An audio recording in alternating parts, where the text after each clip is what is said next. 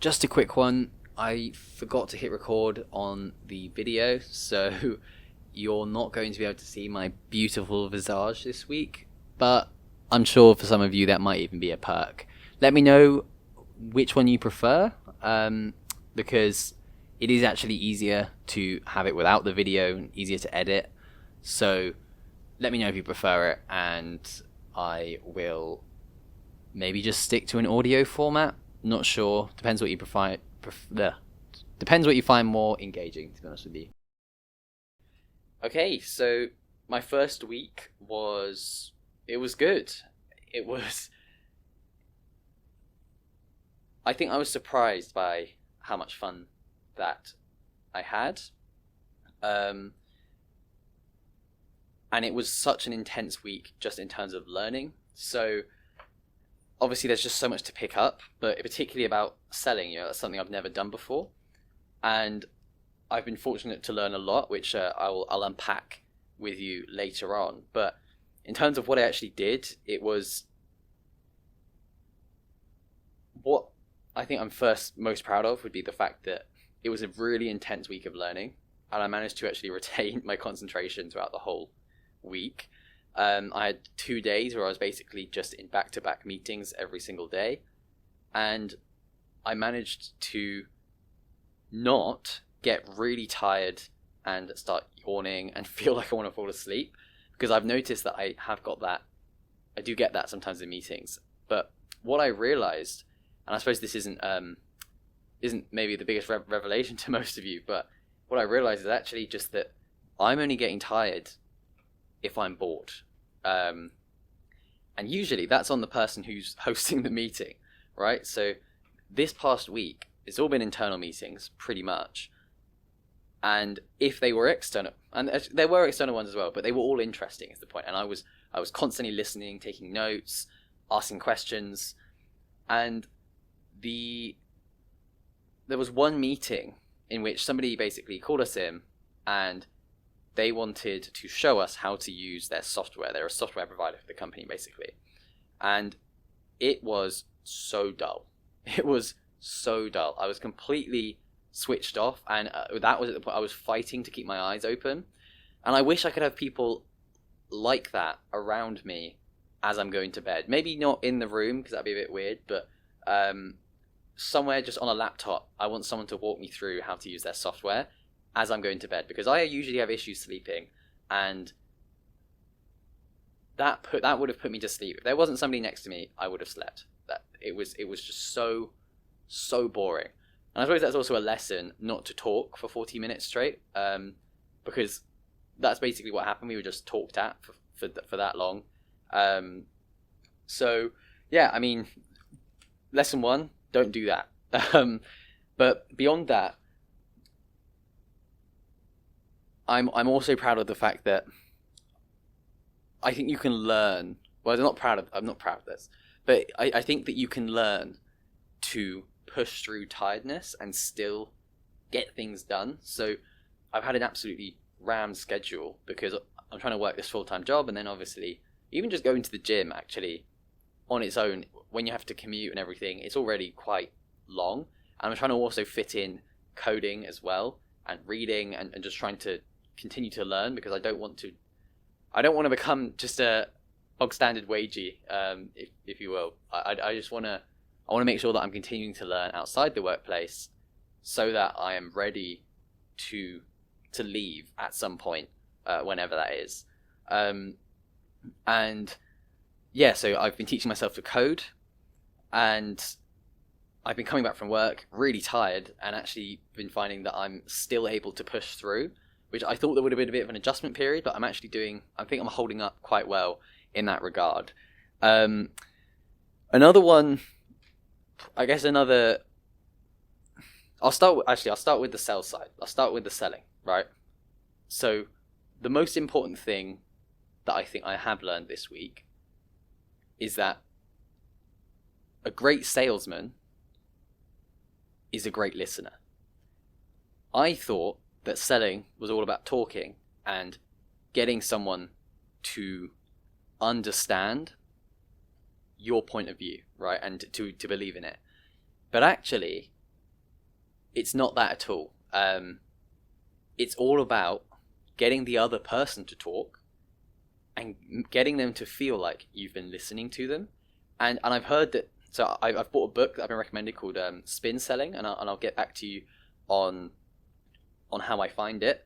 But essentially, you need to be constantly listening to what the other person is saying, so that they feel like that you've listened to them. Because if they feel like you've listened to them, they feel it makes you look more impressive.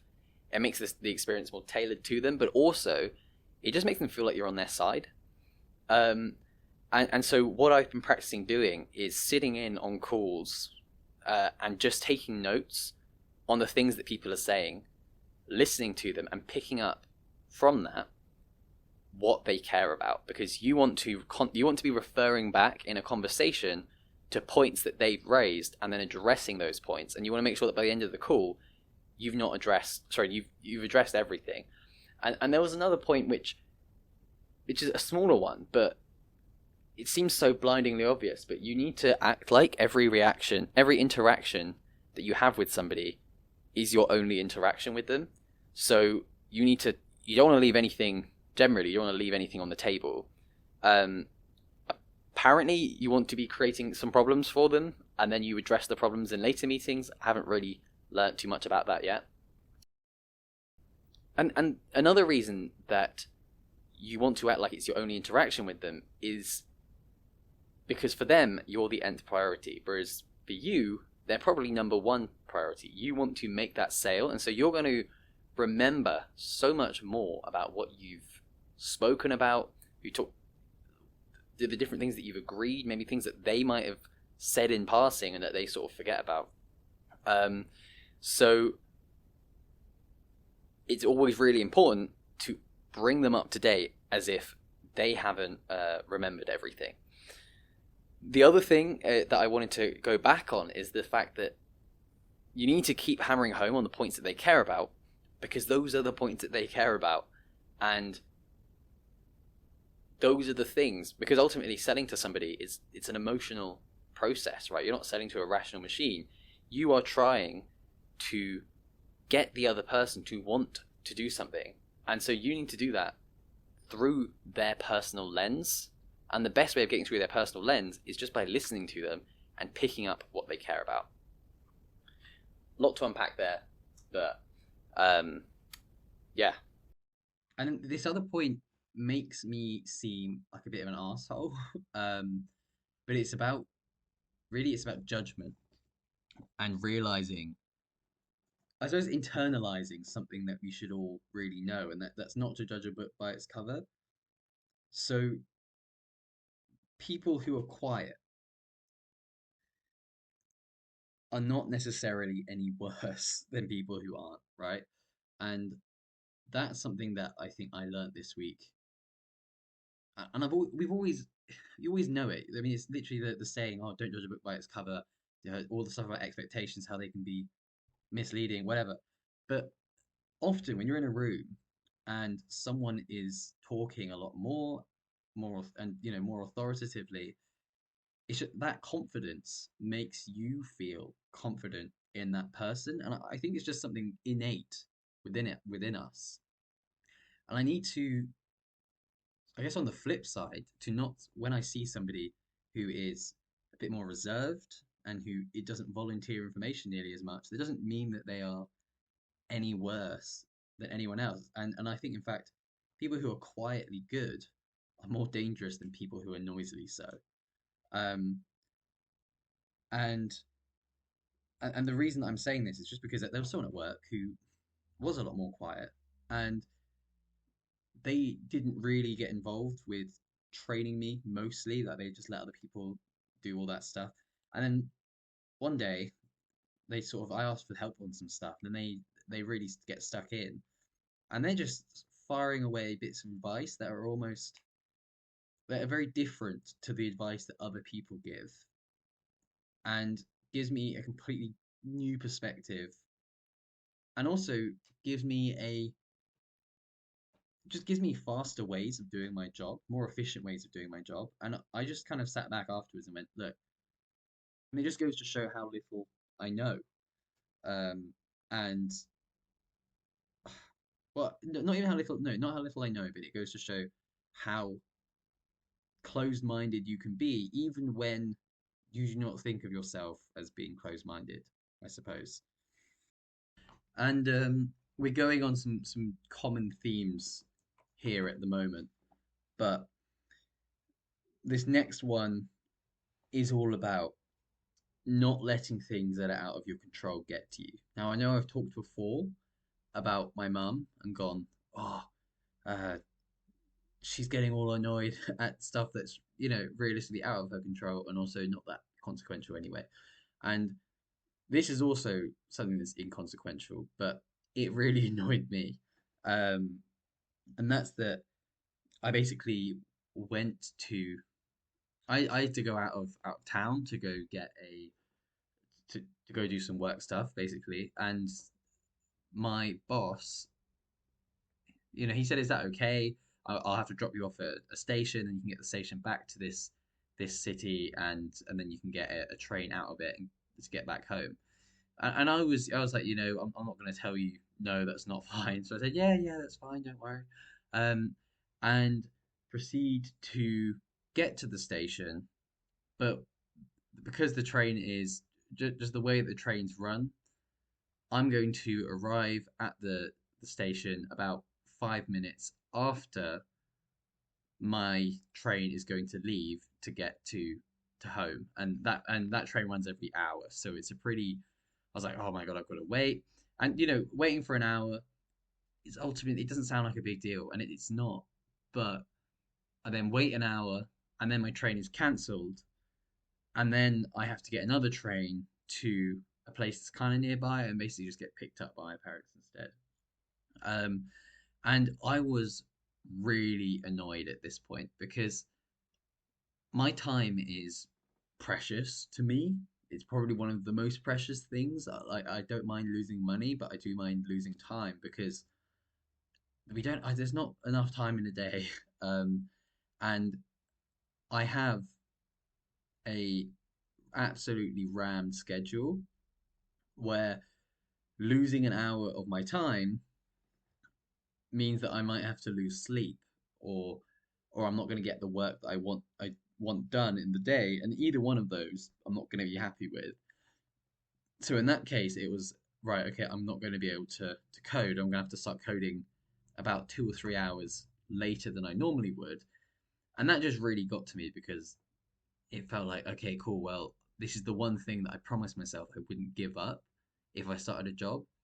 And I feel like I'm breaking that promise. I feel like I'm being lazy.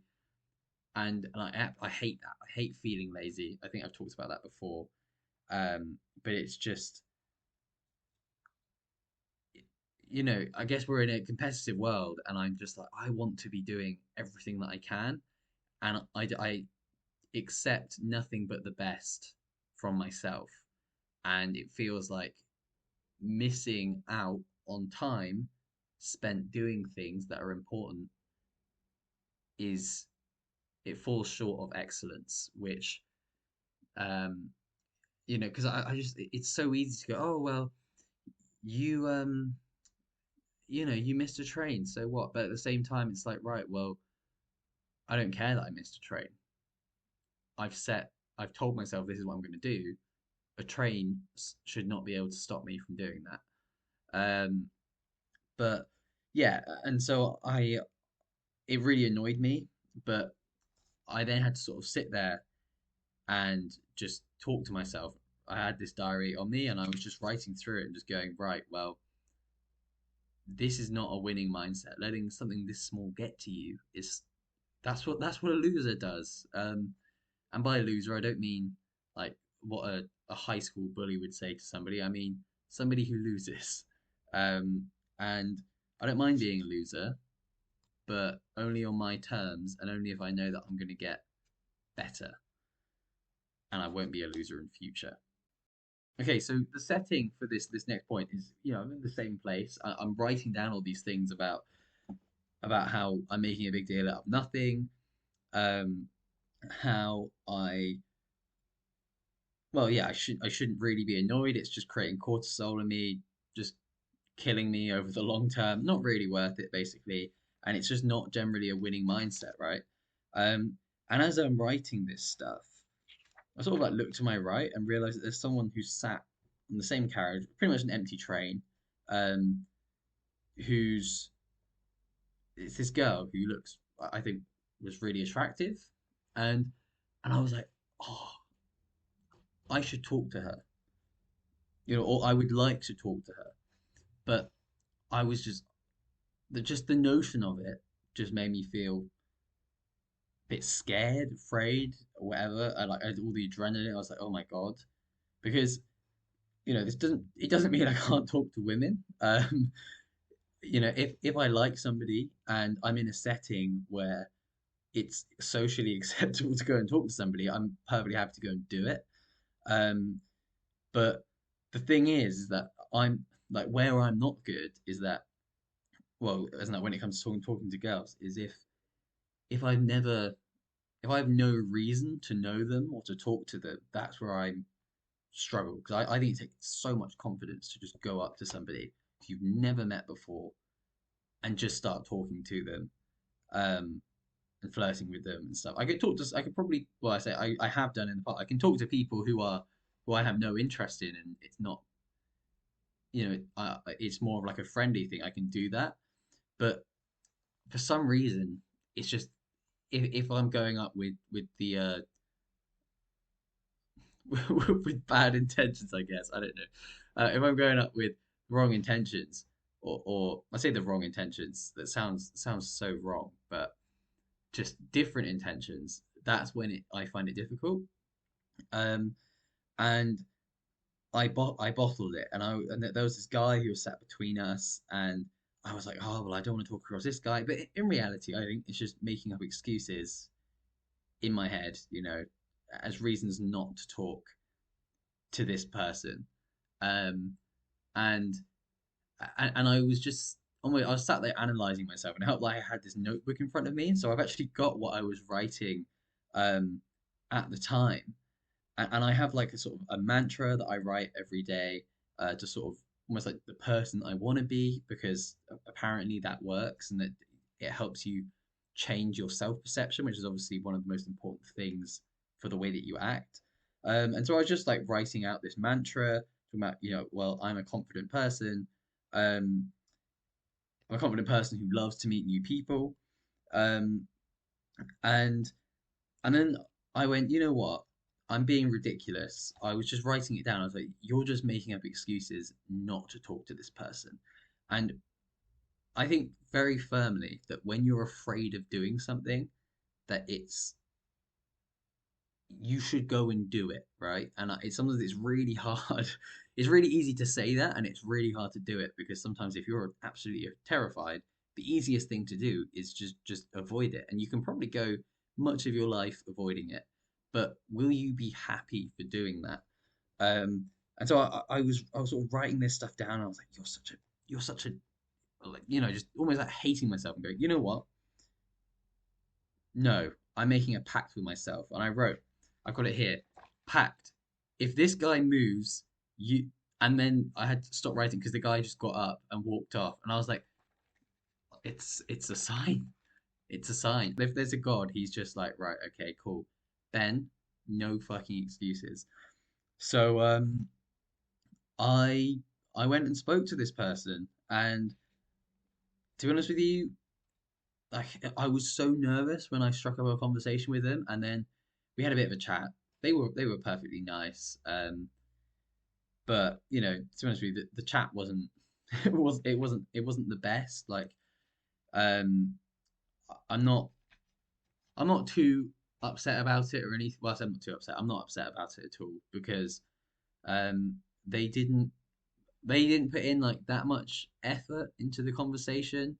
Um, and we did talk for a bit, but it was kind of like there were plenty of things that I said which they could have asked about and they didn't. So, there's only so much that one person can lead a conversation or talk, and then it's just kind of like, right, well, I'm not going to force, I'm not going to force you to talk to me, or I'm not going to force a conversation because ultimately if the conversation isn't flowing relatively quickly, then it's probably, it's actually you guys just aren't that similar, and it's fine. So I was like, you know what?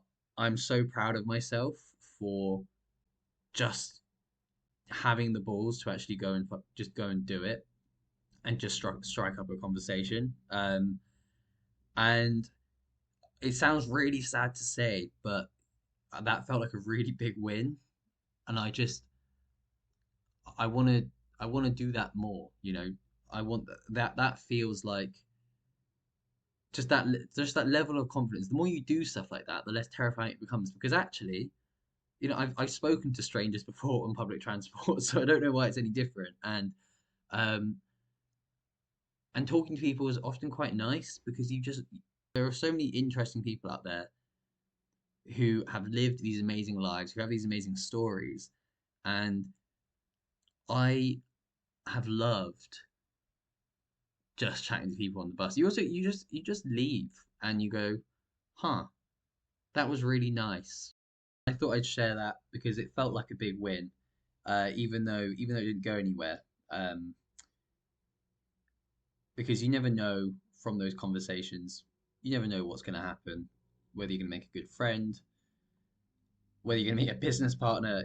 Just there's opportunity around every corner. And this is something that I wanted to touch on last week, but completely forgot about it. So I'm going to address it this week instead. So when I was talking with it was an employee of a company that I invest in, and they are in a different country. Basically, they're outsourced labor essentially, and they they said something that really got me thinking. So we had a conversation where I asked them about all their stuff, but then they started almost interviewing me and asking me about my work, about because I think they were quite impressed about the fact that I was an investor, even though I'm just a guy, um, and it made them feel very important. But one of the things they said, that they seemed very interested in the sort of financial world, right? And so I started asking them. I said, "Well, are you interested in investing in finance and stuff?" Because they did sound, even though they were in a completely different industry, they sounded like they were pretty intrigued by all of it. And what struck me was that this person, who had come across as very intelligent throughout the whole conversation as well, so it felt like this person could do it if they were interested. Um, they then said to me, "Yeah, well, I am interested, but I can't afford to take any risk with my money, because I have to look after my family, and so if I was to lose any of it, then I wouldn't be able to feed my family." And just listening to that, I sort of internalized that and went, "Wow," because this sounds very, well, this is the point, is that it's my privilege, right? And it got me thinking about privilege and luck, and how lucky I am, because this person was young, and they were they live in a completely different world to me, and I know that it's very obvious, but I think until you're exposed to it, you never really. It's not something that you're going to spare much thought to most of the time, apart from you might see something on TV every now and then. But just thinking about it, most likely, if you're listening to this, and me as well, I have been born into a country, a place where I do not have to have those concerns, right? I am at the start of my life, and as far as I'm concerned, the world is my oyster. I can do whatever it is that I want.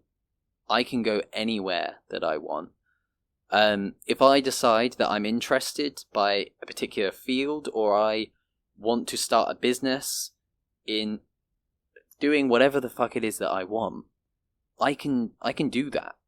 I can do that. I can switch careers. I can take risk with my life and then have a great life as a result, because I happened to be born into the right place. So I won the genetic lottery and was born into the right country, and then also the right subset of the population that, right now I'm living at home, for example. Lots of people can't do that. I am living at home rent-free and saving money and investing it, right? That in itself is a huge advantage. And that's before you even factor in other stuff, right? So I'm relatively smart. No false modesty here. I'm relatively smart, and whether that's because I was born that way, that's luck. And even if it's not, right, there's a lot of studies that show the effect that income has on educational outcomes in children. If you're looking at basically when they first go into school, or elementary school level, primary school, whatever you want to call it, when they first get into school, they will look at a couple of kids or a group of kids, and within 4 years, children who were at the top of their class have fallen to either being mediocre or being at the bottom of their class. And the biggest determinant that they can find is income. So, do you control how much money that your parents had when you were a child? The way that I look at it is that you have very little control over... You obviously have independence and you are your own person, but... Well, you have freedom, but to what extent are you actually really free? Because you are living a life that is basically determined by your parents, because you can have freedom, yes, but that's only what your parents decide, and often you share... Your values reflect the way that you were brought up in your household. So there's so much... Until you really leave home to go to, say, university or because you've moved out, you're not really living your own life, and you're massively influenced by those role models. And so all of that, there are bits that you can control, obviously how hard you work, but then even your motivation to work, is that not given to you by how you were taught when you're young? Because your parents, is that because of the lessons that your parents and your role models are imparting upon you, that you have those values that make you want to work hard? So there's so much luck involved in just having the right attitude, and then also having the smarts and the ability to do the things that you want to do based on those values. So, yeah, and that's not to say that everything is out of your control, right? It's not some fatalistic thing, but what it says to me, it says a couple of things. It's firstly, when you've got this opportunity, you've already got so lucky just to be where you are. So go out there and actually make something of your life. Actually, I say make something of your life, I mean according to your values. What is it that you want to do? And then set out and actually go and do it. Because I think far too many people live a life that according to their own values is unsuccessful. And I think that if you actually really have a think about how fortunate you are to be in the position that you're in, to have the opportunities and freedom that you have, that you would think twice and go, hang on a minute, I should really take advantage of this, because there are people out there who would kill to be in the position I'm in. Like another example of that would be when I was at a party, and I was talking to this guy, and he was like, proper Surrey guy, and he's like, oh yeah. So I got a job actually out in Germany, and the way that it's going to work is I'm going to be working in a fund, and I sort of questioned him a bit more about it, and I'm like, oh, okay, so what, you're into your investing? Because I absolutely love that stuff, right? I've practiced for so long to put myself in a position that I could get a job in that field, right? And this guy goes, no, I mean, yeah, but like, it's not really like a passion, it's just a job. And I was like, you what? Well, first of all, you're going to get chewed up and spit out because that industry doesn't allow people to thrive, or it chews and spits out people who are not passionate about what they do, because it is all about competition, right? It is your relative performance to other people. And I was just listening to him, and I was like, I would kill to be in your position, to go, oh, I managed to secure this job, basically because I went to a good private school. I managed to secure, and I'm sure he also, like, he is also intelligent, right? He's definitely intelligent, but the fact that he managed to secure that job that he is not even passionate about, when I'm like, I have worked my ass off to try and get a shot at getting something similar. And I sat there and I was like, I would kill to be in your position. So many people would, and you're doing this because it's a job. Yeah.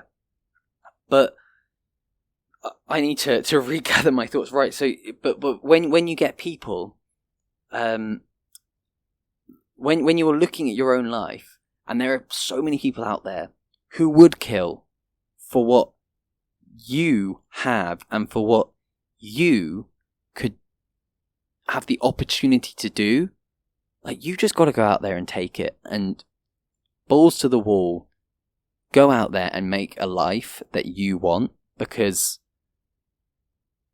you've just wasted it otherwise. So I wanted to return back to the bit that I was talking about before. So this is the fact that it isn't fatalistic, right?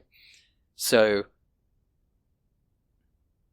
just because luck is important, it doesn't mean, well, just because you are already lucky and there are so many things out of your control, it doesn't mean that, you know, there's no point trying because, it's just about luck. No. Well, yes, it is just about luck. And I actually think you would be hard pressed to find a successful person who isn't willing to accept at least to some extent, the role that luck plays, right? And I think luck is hugely important. And there's a famous quote from the guy who founded Nike, right? The harder I work, the luckier I get. And I think that saying is so true, but maybe not for the reason that it was, maybe not for its original purpose, right? Because, so I don't think that it means that it's all about work. It's all about hard work, and luck is not a component of it. But the thing is that the more you put yourself out there, the more you're exposing yourself to opportunities for your luck to play out. Because everybody, well, pretty much everybody gets lucky, right? Everyone has luck in their life. Everyone has luck, good luck, and bad luck. Because you are exposed to so many unlikely things every single day. I think there is, I remember hearing a statistic that it was something like you're exposed to a 1 in a million event once every 3 months. Because you're constantly getting out there. You're always doing things, and you don't realize how many statistical unlikelihoods that you face in any moment. And so it averages out that you just are going to get lucky. And it is about exposing yourself as much as possible to those opportunities for luck to occur. An example would be when I met, and this is in relationship side, right? My friend invited me out with a bunch of his home friends, and I went out. I wasn't going to do it. I was like, I'm just not really feeling it. And I decided, you know what? I'm just going to go out and see what happens. And, maybe it'll be fun. And I ended up meeting someone there who I really got on with. And we just hit it off, and we were talking all night, and it was really good. And that's like a really small example, right? But if you just go out there and you are constantly exposing yourself to new people, putting yourselves into the right rooms at the right time, one day you will come across an opportunity that is just good. For example, I did this job that I've gone to. I was thinking of cancelling the interview because I wasn't really that motivated to show up, right? I was thinking of just cancelling. I was like, oh, well, I don't want to waste their time. And it's all just a waste of my time anyway because I'm not interested. And eventually I talked myself into just trying to prepare because I had no motivation to prepare at all. I did some preparation and I went. And I left that interview and just went, wow, this is actually a really cool job. I really want to work at this place. And I was just about to completely can it off because I didn't feel like it. Because I felt like it was going to be a waste of time. So expose yourself to serendipity and you will get rewarded. And think of it almost as the butterfly effect, right? Which I'm sure we've all heard about. You know, it's the idea that if there was time travel and you killed a butterfly, could changing the flap of its wings, it would cascade out and cause all these issues, right? Think of that. Within life, there are so many pathways that are ahead of you. And every single time you walk down one path, you open up so many more that you don't even really know about. So you might not even think about them when you take those opportunities, that the only reason you were able to have those opportunities is because you went down your specific path. So an example of that for me would be when I did my placement. I was working in an investment firm, and although the pay wasn't very good at all, to be honest with you, the investment returns that I made just from stock ideas that I came across that I know for a fact I would not have come across if it was not because of that placement, have now put me in a really good stead to going forward, right? And has brought forward that timeline for me doing other things that I care about in my life. So allow opportunity to knock by working and exposing yourself to opportunity. I've repeated myself a lot there, but I just think it's so important. And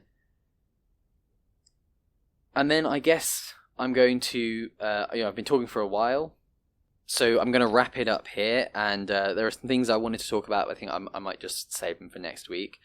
But in terms of what I've got coming up, so I need to practice my sales pitch because I have done the unthinkable and I've put my hat in the ring for the Purple Man. Who is the Purple Man? The Purple Man is a phone holder that looks like a man that is purple, and whoever has the Purple Man gets to take inbound inquiries, and that means that they can essentially pick up deals from those inquiries and start picking up clients and things like that. So I've done it. You know, it's my first week, and as of Monday, I will be picking up the Purple Man. I need to work on my sales pitch a bit more, but I think that look, if I'm not ready now, when will I be ready, right? And I might mess up my first phone call, but if I don't smash that one, then I'll reflect and then smash the one afterwards. Thank you for your patience as well, because I don't know if you prefer me not having video, but I have decided to do it that way because I messed up. So I'm not sure whether I'm going to keep it like this. I'm just going to have a little look and see. But yeah, I look forward to catching up with you guys next week. Hopefully we'll have some sales stories and be able to give you some progress on some deals that I'm working on, hopefully. Or even some more stories of me attempting to and failing to talk to women. Stranger things have happened. But until then, Look after yourselves, and I'll see you next week.